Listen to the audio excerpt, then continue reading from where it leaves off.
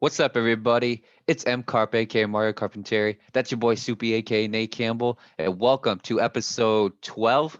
Am I Yeah, right? yeah. Episode 12 of All You Can Talk Sports. How you doing today, Nate? I'm all right. I'm all right. It's been a long day. How you been, Mario? I'm all right. I'm all right. Like you said, it's been a long day. But we're gonna Hmm. talk about some sports. We're gonna kind of, you know, let this time pass real quickly, Oh yeah, and that's that. Talk about a we gonna lot have a of good time. we got a lot of football today. So believe it or not, we don't got any baseball to talk about or basketball. That's a surprise. But Nope. we got some Today is all UFC. football and combat sports. That's about it. Absolutely. All right, so there's a lot of them too. So let's get started.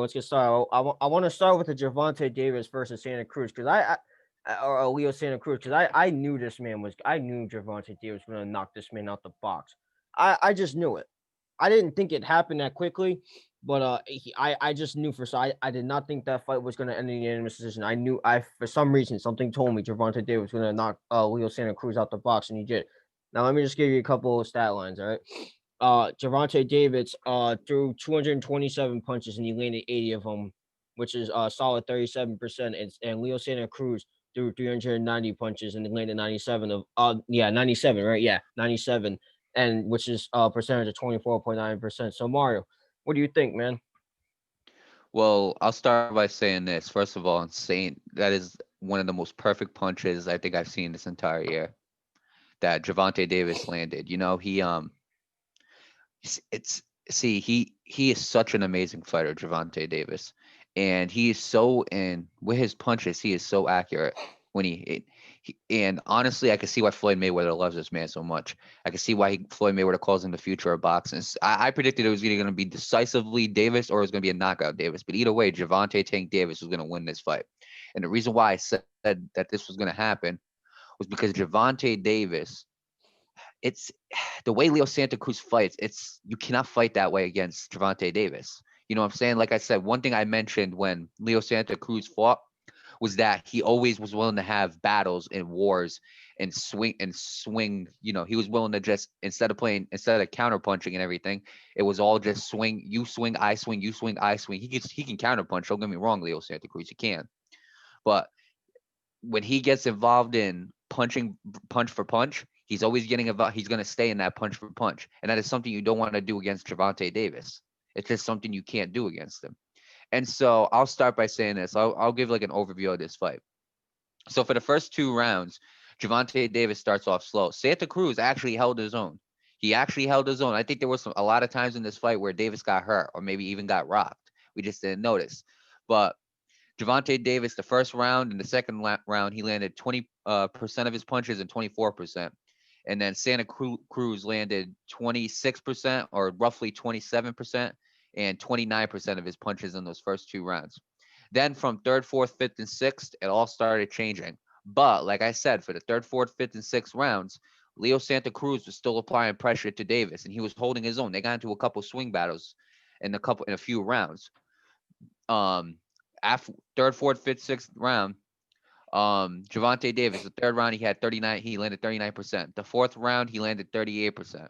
The fifth round he landed 50. The sixth round he landed 56. So it was getting better within every round. And then Leo Santa Cruz, with every round, it seemed like it was getting worse.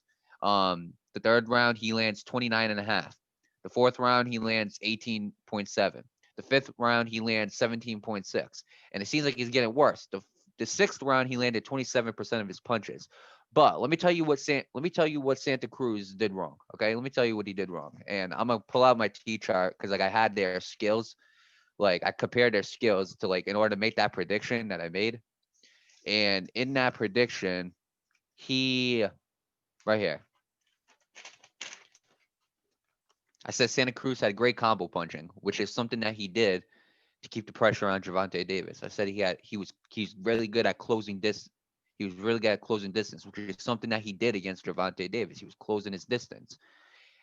Cruz, like I said, a good counter puncher. He was doing that in the early rounds, but then come the later rounds, it was like a slugfest.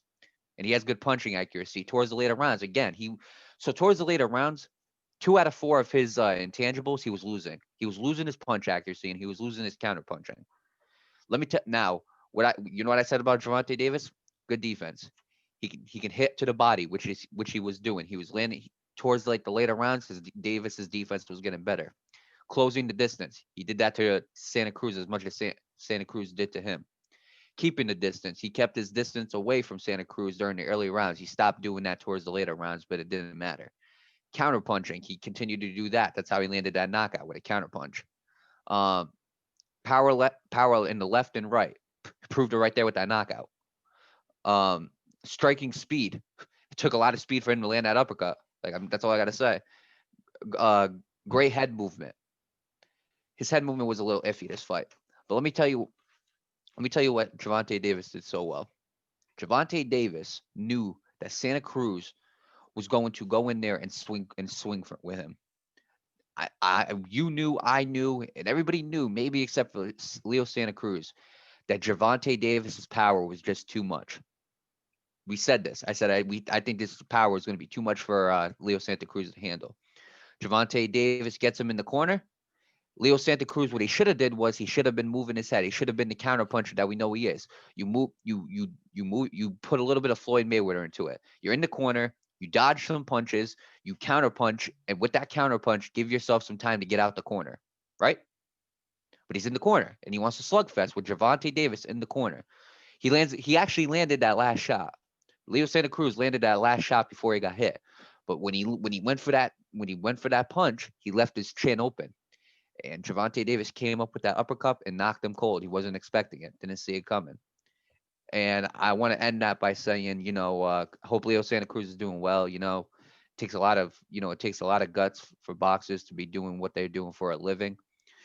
He's doing pretty well. I've seen him like with some doing some interviews and stuff. So it's not like I don't know what the long term damage is to that knockout. I have no clue, but it seems like he's doing fine. It seems like he's not gonna. It's not nothing too serious. But at the time, it was really something scary to see a champion like Leo Santa Cruz on the ground. And because of it, Gervonta Davis, because of that nice knockout, Gervonta Davis is now the WBA super featherweight champion, WBA lightweight champion. Your thoughts on this fight, Nate? Well, like you said, going back to what you said, we all knew, except for maybe Leo Santa Cruz, that this man Javonte Davis had way too much power, and it all comes down to one thing: he couldn't handle it. Right. And it's Like not just. Oh, I'm sorry. Continue. it's not even just that. Like I said in last episode, Javonte Davis is. Javonte Davis is unique to me. Excuse me if I botched that. I agree. He's really unique to me. Let me explain to you why. And I said this last episode, and I'll say it again. He's got power in both of his fists. I don't know a lot of people that have power in both of their fists. Not to mention, he's not only an offensive fighter, but he's a defensive fighter too. That's another rare thing you see these days. In these days, you're either an Absolutely. offensive fighter or you're a defensive fighter. He's both of them. That's extremely rare. And Leo Santa Cruz did hold his own, but all of those unique combinations just was not enough for him, in my opinion. Right, and Gervonta Davis is such an amazing mentor in Floyd Mayweather. You could see it. Like you could see that Gervonta Davis is about to take heights that Floyd Mayweather took in his career. I could see Gervonta Davis. They say he's a mini Mike Tyson. I see him as a pretty boy Floyd. That's what I see him as. When he first started, he was a pretty boy Floyd. Floyd Mayweather is will turn him into pretty boy and money Mayweather at the same time, and that is a scary thought because both pretty boy Floyd and money Mayweather, both of them went undefeated. It's the same fighter, but it's two completely different styles. Pretty Boy's more into the offensive stuff. I'm gonna swing. I'm gonna try to knock your head off with it, and you're not gonna outdo me. Money Mayweather is like, let's be a little cautious, let's be a little careful, and let's pick our shots. And that's exactly what Gervonta Davis is going to become. He is going to become the two Mayweathers in one. And what I think is so unique about Gervonta Davis is not just the power in his hands, not just his defense, not just his movement, but this dude. There is not a skill that this boxer does not possess. There is not a skill that he doesn't possess. And I'm gonna be honest with you. I love Teofimo Lopez, bro. But if Gervonta Davis and Teofimo Lopez fight, Gervonta Davis is the champion, without a doubt. Because there is some stuff that Gervonta Davis has that Teofimo doesn't have yet. And I think Gervonta Davis is the biggest. Not right now, he's the biggest lightweight box. He's the biggest star in the lightweight boxing division. Okay, he will be. Give it about another 5 or 6 fights. He will be the biggest star in boxing. If he beats Teofimo Lopez, he's unstoppable. In my Before that, opinion. he has to have another. Floyd Mayweather said he wants to have another fight. He wants to have him fight somebody else before he gets to Teofimo, one more guy. And personally, I think that guy is going to be Ryan Garcia. They've been having some like Twitter beef going back and forth. They've been talking about fighting for a long time. They verbally agreed to fight each other on Twitter. And that's probably going to be the fight to make is Golden Boys, Ryan Garcia, Canelo's buddy versus Money Mayweather, Floyd Mayweather's prodigy, Gervonta Davis. So I would love to see Ryan Garcia because Ryan Garcia is another guy with the same power.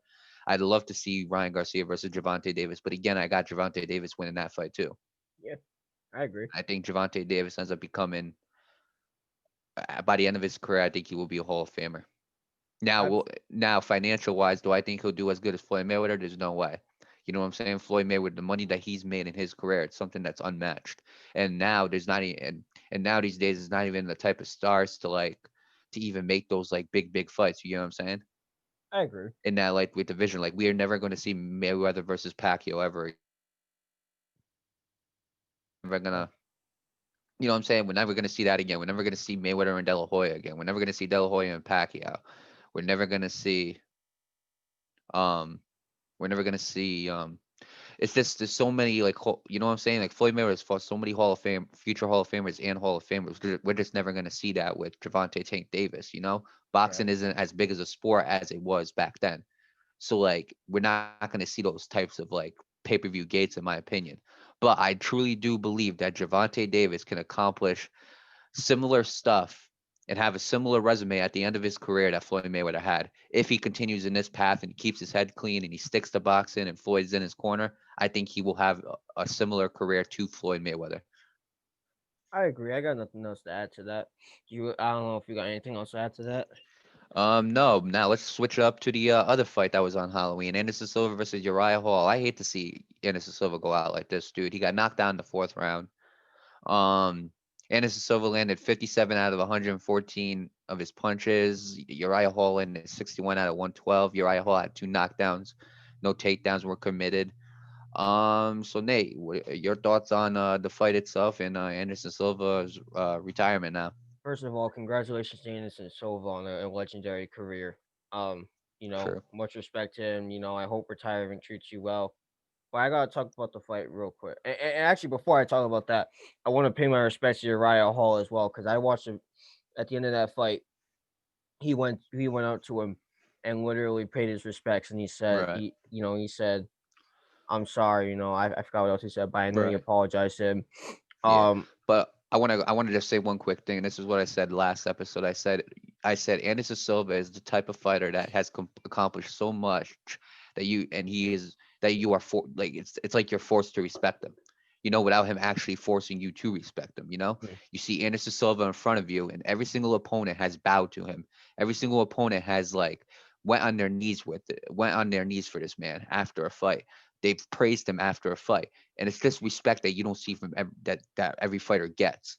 And Anderson Silva, it's like the amount of stuff that he's accomplished in his career, you can't argue it. I agree. I agree.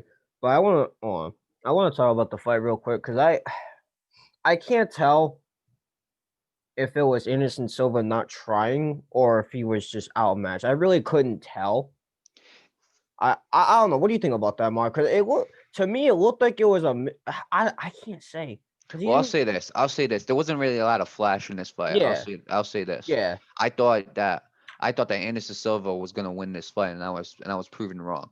But the one thing I want to mention is like Uriah Hall, the third round, I believe it was, he gets him in the back of his ear, and that kind Mm, of took out. And Anderson Silva was staying in it. He was fighting off, and he fought him off to the third round to get saved to go into the fourth. When the fourth happened, I never seen Anderson Silva swing so carelessly in my life. You know, he yeah, literally, because like here's the thing, it's not his stance that he's coming in with. Anderson Silva's the type of guy to just stay still. He's the type of guy to like, he'll like put his hands down or whatever, or he'll like put them up, but he's coming at him like this. And I literally see him do this. yeah. I thought So you're so. I coming thought so. forward, right? So like, all right, now put it this way, Nate. So Hmm. like me and you, if we were gonna fight, I'm coming forward at you, right? Hmm. I'm swinging four times that air. What do you think you're gonna do? Exactly, and that's exactly. Uriah Hall counterpunched him, got him on the ground, just landed a bunch of strikes him on the ground, Yo, don't hit me in the chin. But he Hey, landed a bunch of strikes to him on the ground. this is what I was And showing him to the viewers out there. This is what I was showing them. Pop, pop, pop, pop. Anyway, but continue. yeah, he was landing a bunch of strikes on the ground. And I think honestly, Anderson Silva getting TKO'd, I think that was just careless. I think it was just him being careless, you know? He could have been patient. Anderson Silva is usually the type of guy that when he fights, he waits till you come to him, you know? Right. But he didn't do that. He went straight at Uriah Hall, and I think it was unnecessary. Maybe he was down on the scorecards and he had to like do something, but like judging by these stats, he wasn't really too down on the scorecards. It was just the knockdown in the third round. You know, you could have outstriked them in the fourth and fifth and won the fight. But I guess he wanted. I guess he wanted a knockout or something because I never seen Anderson Silva swing that careless in my life. You know, the knockout that he had against the Weidman knockout, it wasn't that he was careless and he was like showboating, but it wasn't anything like to the way he was swinging as he's moving forward. You're just leaving your chin open, and that's something that you just can't do in combat sports. And I think it was just him. I think that knockout TKO happened from him being careless on swinging. I don't want to take any credit away from Uriah Hall. He played. It was a good. He landed some good punches, some good powerful punches to get him down. Um, you know this is good for Uriah Hall. Uriah Hall is now suddenly ranked again. Maybe he'll get a shot at Israel Adesanya. But honestly, I think him being TKO'd was him being careless. I got nothing else to add to that. I just want to say real quick. I got really lucky, and I'm in two fantasy leagues. I'm in one with you and one with my brother. I got really lucky in this one. I made a boneheaded decision. I started Justin Jefferson over DK Metcalf, and I still won the game somehow. I got very lucky on that one.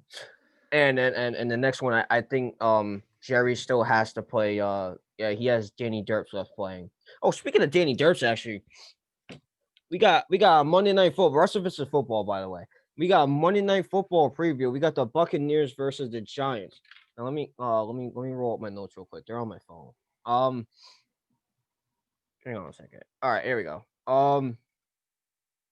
As for stat wise, with the Buccaneers and the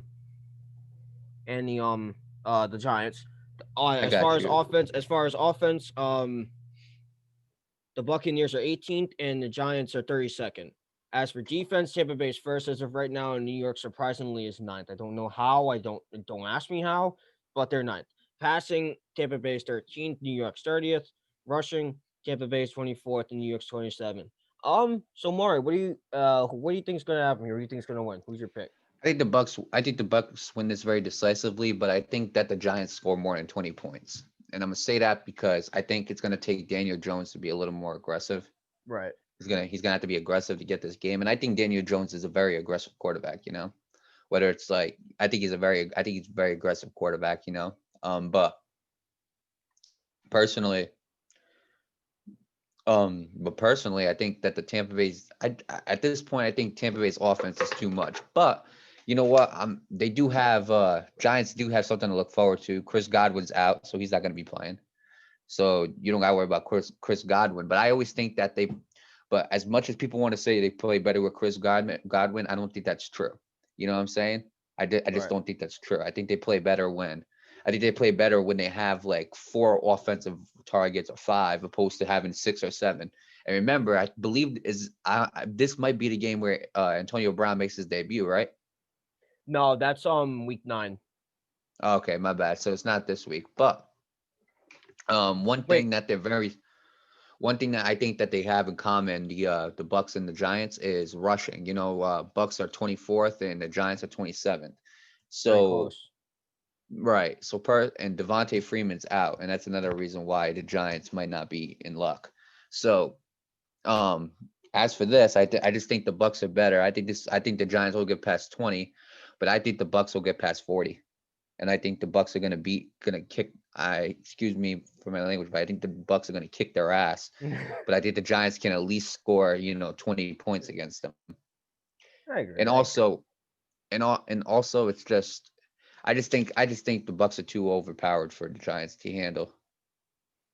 Now, I I'll mean, say this, okay? Because I'm sorry for cutting you off, but I'll say this. I don't want to cut some, I don't want to like, give up a team's hopes when it doesn't even happen. So like, I think one thing that the Giants could do to to give them this win is I think that the defense needs to make it tough on Tom Brady, pressure him, be aggressive.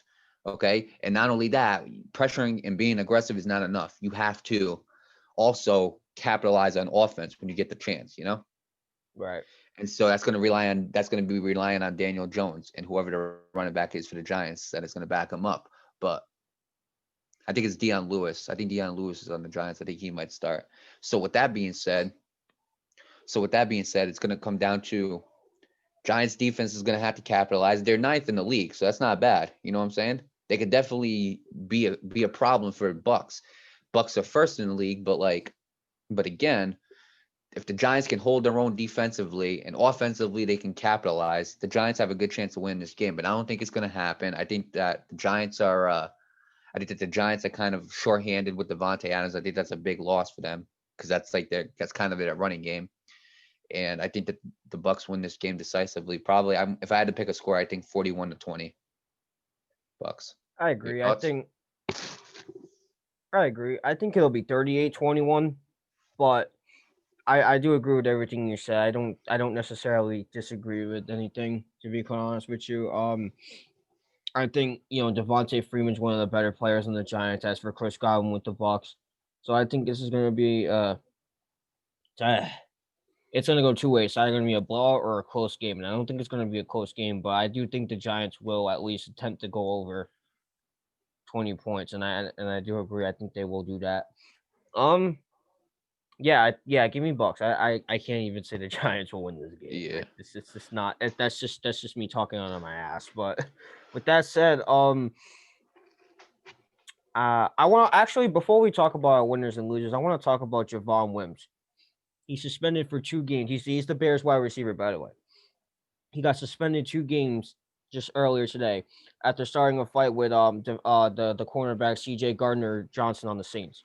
Let me tell you how this started. All right. It was pretty nasty. That was a pretty clean punch. that was a clean punch. But anyway, Gardner-Johnson initially ripped off Wims' mouthpiece and then jabbed his fingers in the face of Bears wide receiver Anthony Miller, who was Javon Wims' teammate.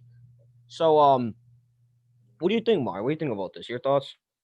Well, I think Javon Wims should have been suspended. That definitely should have happened. Mhm. There's no need for you to swing at a player like that. You know what I'm saying? To initiate a fight.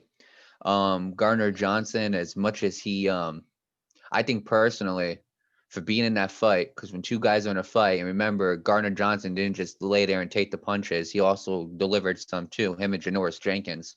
So personally, Right. if you were going to disqualify Javon Wims, I think that Janoris Jenkins and Gardner-Johnson should have also been Yeah, disqualified too. I want to Do I say that think before. Gardner-Johnson, CJ Gardner, Oh, I you can go. You truly, go. do I think Gardner-Johnson and Jenkins deserve a fine? No. I mean, deserve suspension? No. Javon Wims definitely did because he initiated it. But initiated the fight between those two. You know what I'm saying? Not the whole incident in general, but just the fight between those two. But personally, I think that they all 3 of them should have been ejected. Because again, I swing at you. You know what I'm saying? We're in a school. Like if we're going in school's kind of like we're comparing school to like NFL. If I swing at you and you swing at me, we're both getting suspended. Right. You know what I'm saying? It's not one. One might get suspended longer than the other, but we're both going to get suspended from school or get detention or whatever. Right. So with this being said, they both swing. Javon Wims gets suspended. Gardner-Johnson, I don't believe, and Jenkins, they took swings too. I think they should have been ejected. I don't think they should have been playing the game. Because remember, I think Gardner-Johnson at least should have been ejected after what he did with against Anthony Miller. And there's rumors going on that he spit at them. And Gardner-Johnson is saying, I did not spit at them. Again, it's he said. So like, it's no way to really prove it.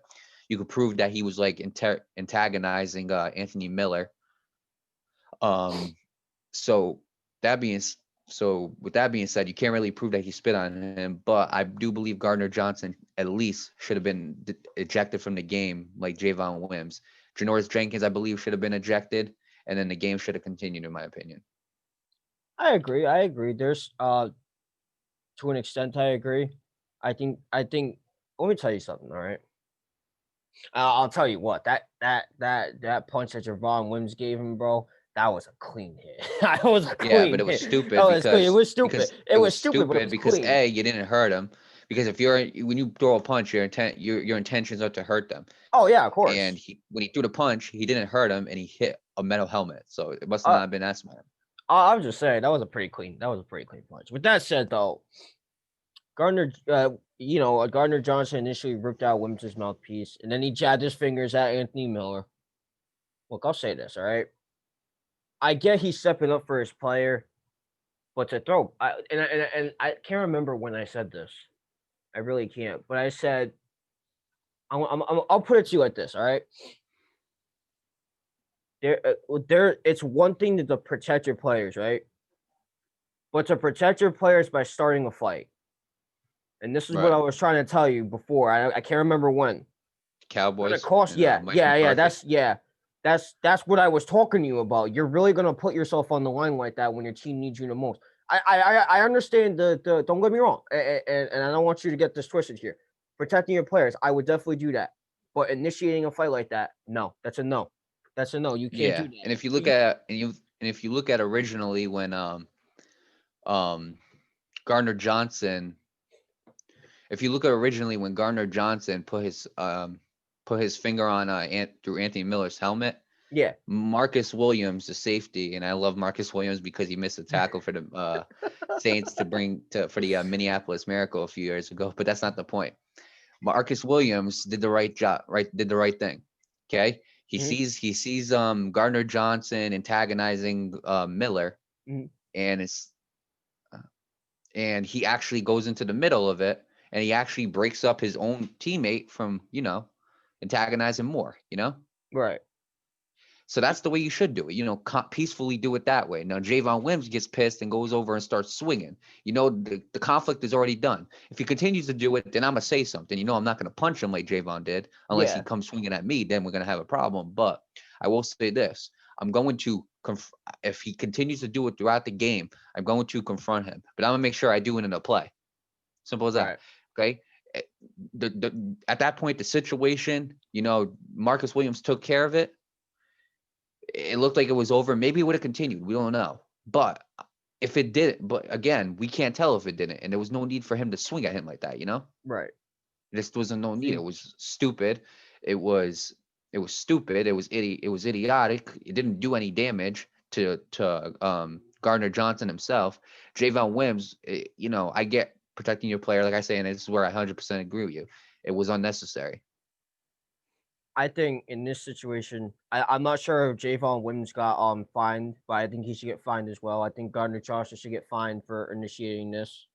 And he threw punches too, so that kind of puts a nail in the coffin. I think he should get fined. I forgot what you mentioned because he threw punches too. I think he should get fined too. Janoris Jenkins. Yeah, I think he should get fined too. I want to say Gardner Johnson should get suspended, but at the same time, I can't say that because he didn't really Right. do See, I don't anything agree with. eye I don't catching. think he should get. I don't I think don't he should think get either. Gardner Johnson should get suspended I only don't for the think so fact that either. he didn't initiate the fight. A, and B, you can't suspend him for poking. Yeah, you're It would be right. kind of dumb in my opinion Yeah, if he I did think so that. too. So I think like, he should get it's fined going though. back to the when the Steelers and the Browns had that huge fight. You know Yeah, what I'm saying? Like Myles Garrett got suspended indefinitely. Maurice Pouncey did for like some fighting too, but other than that. yeah, because he was like kicking who was it again? He was like kicking him on the ground. Yeah, it was. I think it was Yeah, Myles Garrett. So like, but other than that, they didn't. Nobody else got suspended. And Gardner Johnson, and Janoris Jenkins, they hopped on him, and yeah, they were throwing punches, but yeah. I believe they should have been ejected for that game. I don't think they should have continued to There play. was I agree with that. I think there was a lot of fights this week too. There was one in the 49ers Seahawks game. That one was kind of heated. Like everybody was getting in the middle of something. And then there was one at the end of the Chargers and Broncos game. Because the Broncos came back and actually won the game with the final seconds in the fourth quarter. That was a pretty crazy game, by the way. Uh well, we're not gonna talk about those. That's some I'll put those I'll put all three of those fights in the description down below if you guys want to go check them out. Um I don't know. Do you want to talk about the trades made first, or do you want to talk about our Yeah, winners or losers? let's talk about the trades. All All right, right, so basically, so all right. Quan, I'll let you go. I got you, I All got right. you. So Quan Alexander got traded to the New Orleans Saints and for Kiko Alonso. Kiko Alonso is not a 49er. And in other words, Desmond King got traded to the Tennessee Titans. I forgot who exactly he got traded for, but we're going. I can look it up right now. Let me just. Are we throwing these all on one topic, right? Yeah, this is All all right. one topic. So Desmond King is trade. Desmond King got traded. So he got traded for a 6th round pick. Mm-hmm. So what are your thoughts? So what are your thoughts on these trades, Nate? Let's start with Kiko Alonso and Kwon Alexander. So I'll give you the stats so you like can make a I fair got them. I got judgment. them right in front of me. You good? All right, then you speak. Well, it's the same thing with Everson Griffin going to the Lions. I think in this case, because they're both great at what they do. I'll give you the stats real quick. Kiko Alonso has 31 tackles. As for Kwon Alexander, he has 30 tackles, 1 sack, and a forced fumble. So Kwon Alexander is more aggressive towards the quarterback than Kiko Alonso is, as far as the stats are concerned. With that said, me personally, I think I think this can go both ways. It reminds me of the Everson Griffin trade that just happened last week. Well, the Cowboys trading Everson Griffin and the Lions for that 6th round pick, was it? Is that what that was for Everson Griffin? Yeah. No, it wasn't. Might have been a 6th round. I can't It might remember. have been. Yeah. I think in this case, it can go both ways. It really, for now, according I can't necessarily be definite on whose side I'm leaning on. I think this is gonna be a win-win. Not a win-win. I call it. Yeah, a win-win for the Saints. But I won't say that definitely because I think this could really go both ways because both are great defenders, but like they almost got the same amount of tackles, but Kwon Alexander is more aggressive towards the QB than Kiko Alonso, and I think that's going to strengthen the Saints defense a little bit. The Saints defense has been struggling a lot, and they need that, and they need more defenders that are willing to go at the quarterback the way Kwon Alexander does. So I think this can really go both ways, to be honest for you.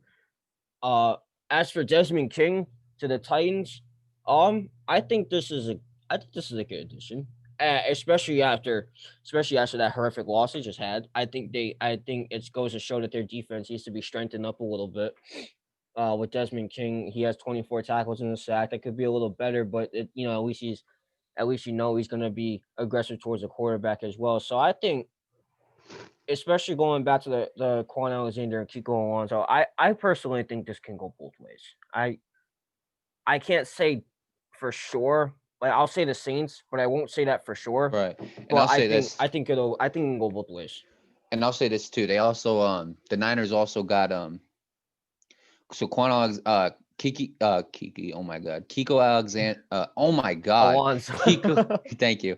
Kiko Alonso is also going to the Niners with a 5th round conditional pick. So again, it's all about what you do with that pick. Right. You know what I'm saying? Can't That's determine why anything until we find out what you do with that pick. Right now, though, I'm slightly leaning towards the Saints with Quan Alexander. He's been to the Pro Bowl one time, but that hasn't happened again. But I think Quan Alexander is a little bit more of a productive linebacker than Kiko Alonso, which is why they also requested that 5th round pick, so they can also get some type of value that they might need in the draft. So personally, that's why I think that Quan Alexander it's slightly helps the Saints more than the Niners. But we're gonna have to see what they do with that 5th round pick. You never know. You never know who that 5th round pick could end up being, and we gotta wait. I agree. I So agree. also I want to also go to Avery Williamson. He was a Jets linebacker, and lucky this man, he goes from the 0-8 Jets to the 7-0 Steelers. man, He I goes bet from man, I bet he woke up like I am so glad I'm out of that hellhole that is in New York Jets. he Uh, they also the Jets also got a 5th round conditional pick, I believe. So your thoughts on that? Who do you think won oh, that the trade? Steelers, they're winners. It's that simple. I'm gonna I be agree. honest with you, dude. The Jets just make it way too damn easy to make fun of them. And I'm not even saying that to be biased. It's just a fact. Everything they do is just raises such a big question in your head that you're like, is this team even trying to be competitive? Are they really? I can't even tell you anymore. I really can't. I honestly, I'm not sure if I even want to explain but I think it's definitely got to be the Steelers that are winners here. See, I agree, but I think that Avery Williamson ends up getting the brunt of that because you go from the Jets and now you were the star linebacker. And if you want to win, that's a good place to be. But I don't think Avery Williamson is going to have as big of a role in Pittsburgh as he did in New Because York. that defense is Mainly because you absolutely also have right, and you also have Bud Dupree and T.J. Watt that you also got to right. like. So it's going to be kind of hard to fit him, and they'll fit him in certain places. But I think he's going to get less playing time in Pittsburgh than he did in New York, in my opinion. So Steelers do win this trade. Again, it all depends what you do with that 5th round pick as well. But I don't think a 5th round pick can turn the Jets around to the point where they end up becoming and doing things that the Pittsburgh Steelers are doing right now. So I Now, agree with you. I think the Steelers win that trade. speaking of the Steelers, I forgot to throw this in. Ronnie Stanley got injured in that game. Now, I want to shift to that for a second Well, because wait, well, before you get to that, we got one more trade that we need to talk about. all right. Desmond King goes to the Titans for I believe, a 5th round conditional pick. Oh, I think I mentioned that already. Did Desmond I? King? No, Yeah, no, I we didn't. haven't. No, we haven't mentioned them yet. Oh, okay. All right. Let me go back to this. Let me go back to my notes real quick. All right. As far as I'm concerned, especially Oh my, after I'm sorry, it's a 6th round pick it's a in 6 round pick, 2021. a Yes. 6 round pick.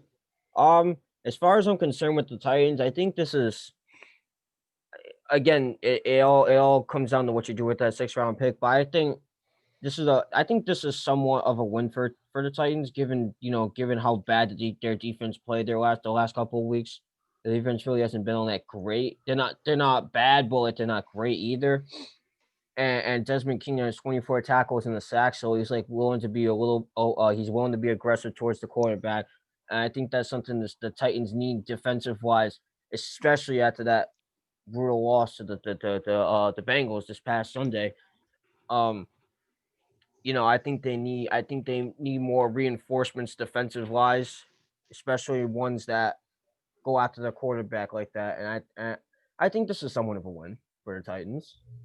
I I won't say it's a agree. complete win, but I it's agree, somewhat of but a then win. this is exactly what I'm talking about. This is that 6th round pick. I always talk about these picks, but the reason why I always talk about them is because we can always count it as a loss. Oh, it's a 7th round pick. They took a steal, but you don't know who But you that don't pick. know. Yeah, you don't know how You they're gonna never know.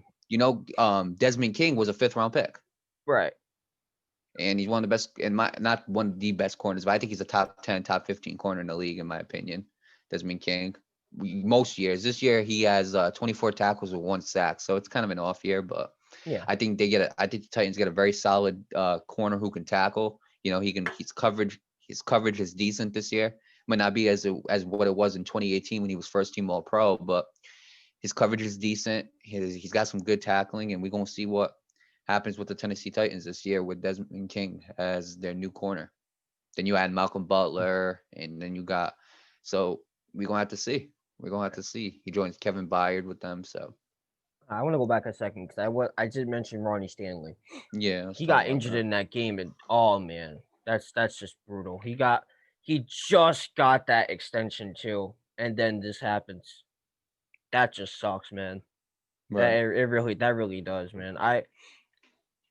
We already talked about his stats and all that, so we won't touch up on that. But I do hope he gets better.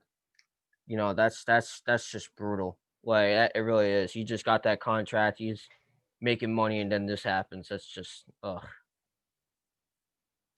it's sad. But Right. we got the And best topic of the week. wait, Oh, before you what's go it? get off, I'm sorry. Before you get off the injury topic, I want to talk a little bit about Jimmy Garoppolo. So most likely they're And saying George he's going to Kittle. be out. Yeah, and George Kittle, but Jimmy Garoppolo and specifics, most likely he's gonna be out for the rest of the year.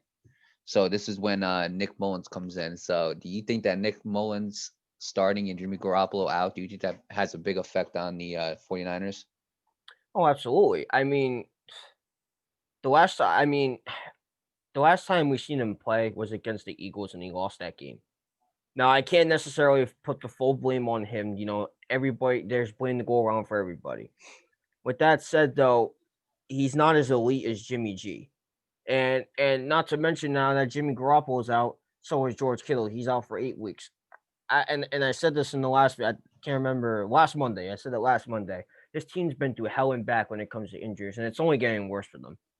And and this is I think this is a huge effect. I'm not taking any credit away from Nick Mullins, but I personally don't think he's gonna do as much of an elite job as Jimmy Garoppolo has done. He's I mean Jimmy G's been struggling, but that's just because he's been dealing with an injury. But I don't think he's gonna like prove that he's more worth the job than Jimmy G, as far as I'm concerned. I disagree. I think this. I mean, I hope Jimmy Garoppolo gets better, but I don't think this is a big loss for the Niners. I'll tell you why. So I'm looking at the stats right now, and Jimmy Garoppolo has 1,096 yards this year with 7 TDs and 5 picks with a 92.4 QB rating. Now you go to Nick Mullins. Nick Mullins has a 852 yards, 4 TDs and 3 picks with 97.8. So in my opinion, I think Nick Mullins joining that team. I think not joining the team. Nick Mullins starting. I believe that is, in my opinion, the way they're playing this year. I believe it's equivalent to what Jimmy Garoppolo was playing like. So I believe it's like another Jimmy Garoppolo on that field. Not those words like he's Jimmy Garoppolo. No, he's not. But this year they're playing very similar, which is why I don't believe that Jimmy Garoppolo being out is going to be a huge factor for the Niners. I think Nick Mullins can hold his own against other teams. I think that for the stats that he's had in like 4 games, he's absolutely been playing great. Not against other teams. He had a 300-yard, 40-yard game. So I don't think it's going to be that big. I don't think it's going to be that big of a deal, but it's all about how he can close games. And Garoppolo knows how to close games. He knows how to run clock down. He knows how to manage the clock like Tom Brady. Sometimes he's iffy with that. So with that being said, I don't think it's going to be a big. I don't think it's going to be a big difference, but it's all going to come down to those closing seconds. See, I said it was a big deal that Jimmy G's out. It's not just him. George Kittle's out too. Although Right. he's out 8 weeks. He's not out indefinitely. But that's still a big deal. You might as well call that. You might as well call that indefinitely unless the Niners make the playoffs. But let's talk I about that too. yeah. That's a big deal right there. George Kittle in the last 2 games, he hasn't really been playing Yeah. great. But that is a big deal because there's so many things that George Kittle does. He can block. He's usually I'm trying to think of the word. They'll use him as I'm trying to think of the word. I want a distraction, to get other people Right, open. right. I'll think of the word later, but they use him as a distraction to get other people open on the team. He is a receiving threat. He is a red zone threat. He does create double teams, and with George Kittle not being there, there's less double teams to be done. And so now it's going to be a lot tougher for Nick Mullins to throw that football without George Kittle being healthy and playing on that field. I agree. I think it's tough, man. If the 49ers did not have to deal with all these injuries, I think they'd be it without question a playoff contending team. But they're dealing with this is why the Niners didn't make the playoffs back the year before last year, 2018. They were dealing with injuries and those injuries happened to their key players. Jimmy G, I can't necessarily was George Kittle on that team at the time or no? Yeah. Was he? Yeah, he was. I think he was injured too that year. And it's the same as that thing that's going on here now that happened to them 2 years ago. They're injured to hell, and I think the reason why the Niners are not going to be playoff contenders is because of injuries. I think it's just the same thing that happened last year. Oh no, not last year, the year before last year. I mean, I hope they all get well. I hope they come back into full form. I And agree. it's tough. It's a tough thing. Is there anything you Now, want to add to that? I do not. But we got our last topic of the day, of the night. Actually, it's actually night now. It's my favorite topic of the entire week. You know why? It's NFL Week 8 winners and losers. Mario, I'll start this off. Let me tell you my losers of the week, all right? This was my loser last week. They're going to continue to be my losers for as long as they do this stuff. The Dallas Cowboys. And I'm not even doing it because I don't like the Cowboys or because I want to piss off my mom. No, at this point, I'm not even mad at the Cowboys. I'm just it's comical what they're doing. I can't even put into words how absolutely terrible this team is playing. They've only scored 22 points in 3 games. And out of those 22 points, Mario, only one touchdown was scored. And in those 3 games, the defense has allowed 86 unanswered points in 3 games. In 3 games. At this point, I'm just laughing at them. I don't know what they're doing or what. I can't tell you. I can't tell you. I can't tell you if they flat out just gave up or this team is just flat out terrible. I agree, and It's and sad. I agree, but I'm gonna say this: like Dak Prescott not being there is a big reason why they're Oh, losing. absolutely. Andy Dalton now gone. That's adding more to the pile. And so Ben DiNucci, he came in and he didn't play the way he was supposed to be playing. You Yeah. know, like he did okay, but he didn't do great. So with I that, won't I won't necessarily put all the blame because like you said, your 2 quarterbacks are gone. Your star player and Dak Prescott's gone for the rest of the year. Let's be honest, he's not coming back from that this year. It, I want to blame the players, but I can't because they lost confidence as soon as Dak Prescott got injured. But you still have key assets. You got Michael Gallup, Amari Cooper on offense, Amari Cooper, Michael Gallup, Ezekiel Elliott, and CD Lamb. You got that's a great those are great offensive players. Defensively wise, that needs a lot of work. Let's be honest. They've given up way too many points in 3 games, and I think that needs a lot of work. But I mean, it's a comical situation because it's like they're not trying, but they are. I can't tell you what they're doing. I really can't.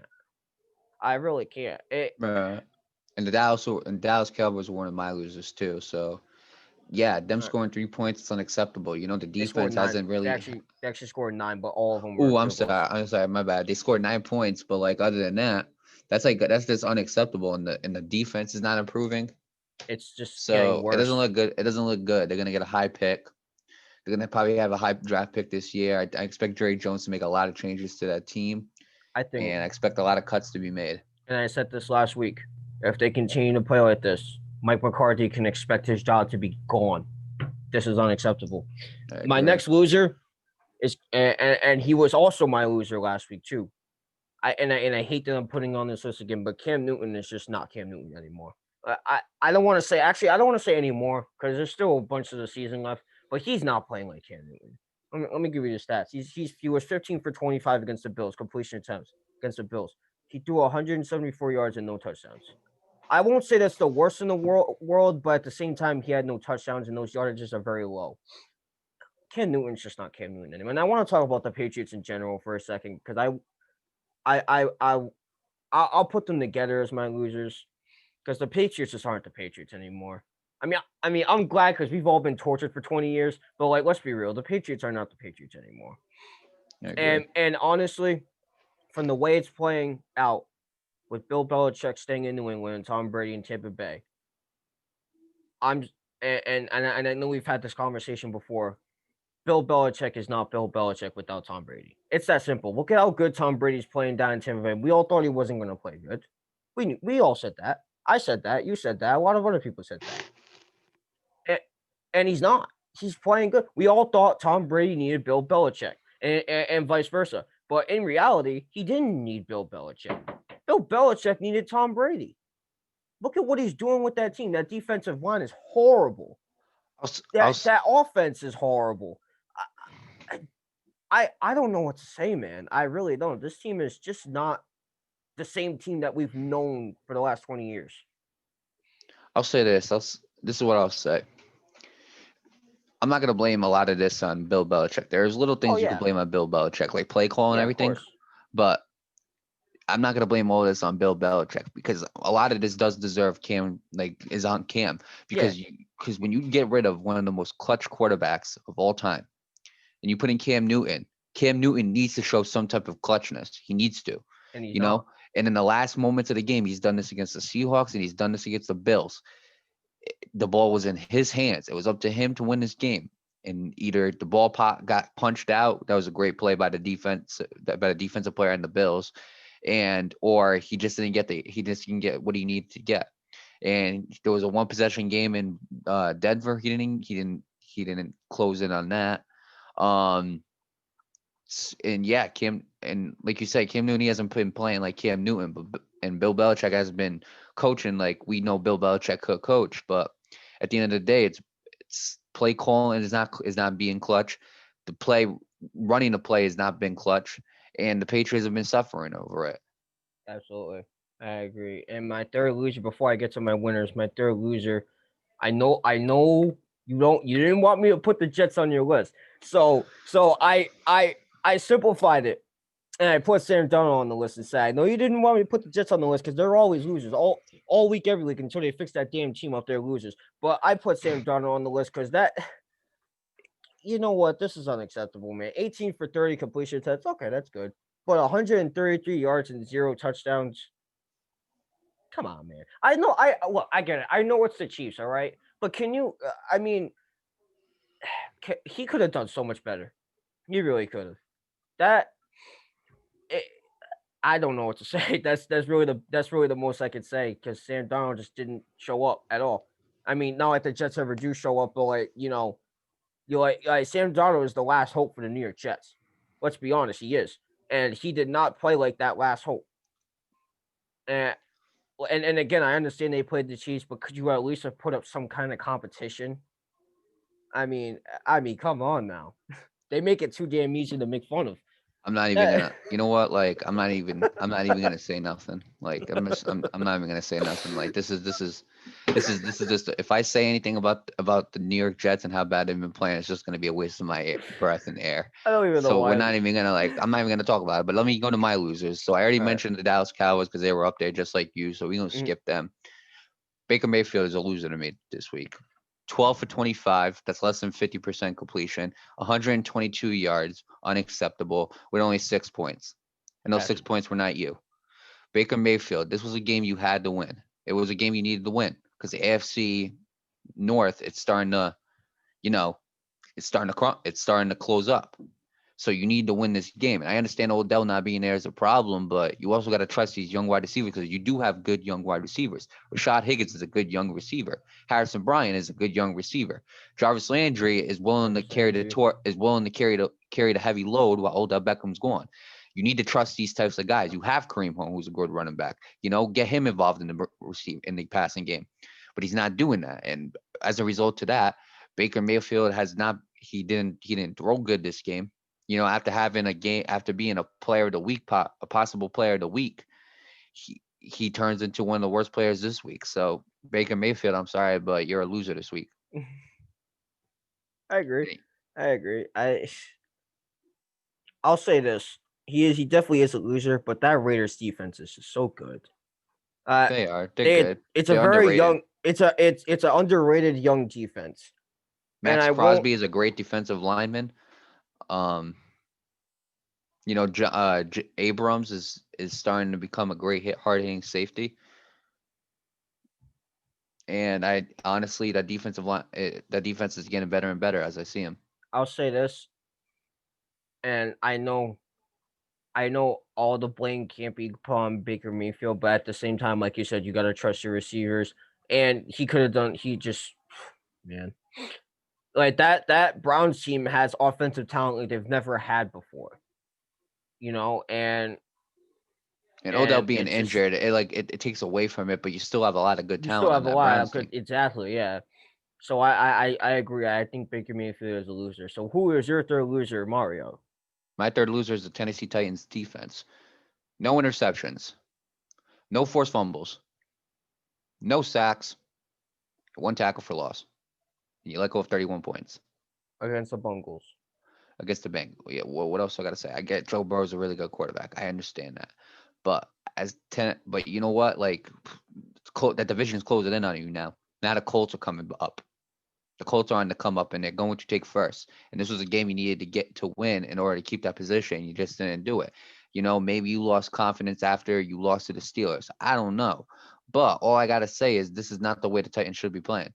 Right. And and honestly, that defense had to do better. Maybe that was a result of Desmond King getting traded to the Titans in order to have some type of upside to this defense. But the last game, the defense didn't play good. You know, They really didn't. Derrick And that Henry played good. Derrick Henry played good. Ryan Tannehill played good. Offense did decent. They got 20 points. Could have did a little bit more, but defense cannot let go of 31 points like that. it's unacceptable. And I Yes. agree. I agree with your statement. Now let me get to my week 8 winners. My first winner on this list, and this man had himself a game, man. DK Metcalf. Let me tell you a little I something about this agree. man. Who's This one of my man, winners? So let's this talk about it. this man's a monster, dude. 12 receptions, 161 yards, 2 touchdowns, and I forgot the score of that. It was 30. It was a 37-27 that game. Yes. Yeah, something like that. Yeah, that was man. He DK Metcalf struggled. And he's not. I mean, he's not really been struggling, but he hasn't really been himself either these last couple of weeks. And he showed up. He showed up today. He showed up, and I think this is a good thing moving forward. And I think especially after that loss against the Cardinals, how Tyler Lockett had that game. I think they both need to start clicking again. They both start clicking with Russ. That's a deadly trio right there, man. And DK Metcalf showed up, put the 49ers to sleep with that great talent of his. And truly, I think he showed up and did his job like he always does. My second winner is Dalvin Cook.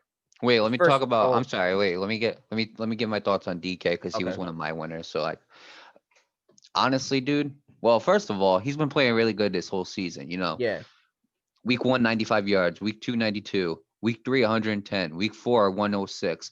Week 5 against Minnesota. I had to bring that up. 93. And the last week he didn't play good, but that's only because Tyler Lockett had 200 receiving yards. And yeah, then this week he has 161. Let me tell you something about DK Metcalf. What upsets me about a lot of people was when he first came in, this dude runs a 4.3. He benches more than Khalil Mack. His vertical was higher than Julio Jones. Okay.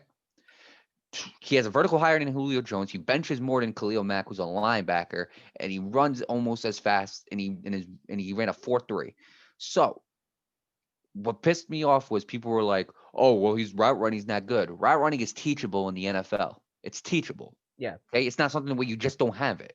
Some people don't have speed and they'll never get it. Some people won't have strength and enough, like certain strength, and they won't get it. But route running is something you can learn, Right, I agree. and he learned it, and now he's one of the best wide receivers in the game. He's a He's 6'5", like 230 or 240, one of the two. He is insane, DK He Metcalf, really and is. honestly, in my opinion, I think he's the number one wide receiver right now in the NFL. I agree. I You can agree. argue it. I don't care. He's the number one wide receiver in the NFL, in my opinion, right now. I agree. And My second so winner anyway, on Nate, get to your winners. my second winner on this list is Dalvin Cook. His first game He was one of back. my winners, so let's talk about him too. Dalvin Cook, man. His first game back, 30 rushing attempts, 2 receptions, 226 yards, and 4 touchdowns. Now, 63 of those yards were receiving yards, and 263 of them were not 163. My bad. 163 of them were rushing yards. But still, oh man, that's some big numbers. That's some really big numbers, especially for your first game back after an injury. That's some really, really big numbers. And I think the Vikings really needed to win this game against the Packers because let's be honest, the Vikings are in a pretty tough situation right now. But Dalvin Cook showed up and he did his job like he usually does, and boy did he do it. And he did it, and he did it well. He really did. I agree. If the Vikings are not looking to tank for Trevor, they're gonna have to win these next 10 games. And honestly, Kirk Cousins, he hasn't been playing that great. I mean, I'm gonna say it how it is. He hasn't been playing that great. And so when they got Dalvin Cook back, they decided let's make Dalvin Cook essentially the main guy we're gonna do this around. And for Dalvin Cook, man, for Dalvin Cook to have 4 total touchdowns, 3 receiving, three rushing, 1 receiving, and 163 yards with 63 reception yards, I think he had a better game than DK. I think he definitely had a better game than DK, without a Absolutely. doubt. Like he is the first Vikings player to have 4 TDs in a game since Ahmad Rashad in 1979. That's crazy. That is insane. Dalvin Cook, in my opinion, is a top 3 running back in the league. He He is. is. And I seen him in Florida State when they first drafted him. I was like, this kid's gonna be something special. Then he had that torn ACL. He was good before that torn ACL too. And people just never really understood how good he was. He had some more injuries the next season. He played half a season, but he was still decent. He was still a decent running back. And then these past 2 seasons, he's been ridiculous. Yeah, it's been. I agree. And my third He's winner, insane. my third winner. I know I could have picked. I know I could have picked someone or something different, but I gotta be honest with you, man.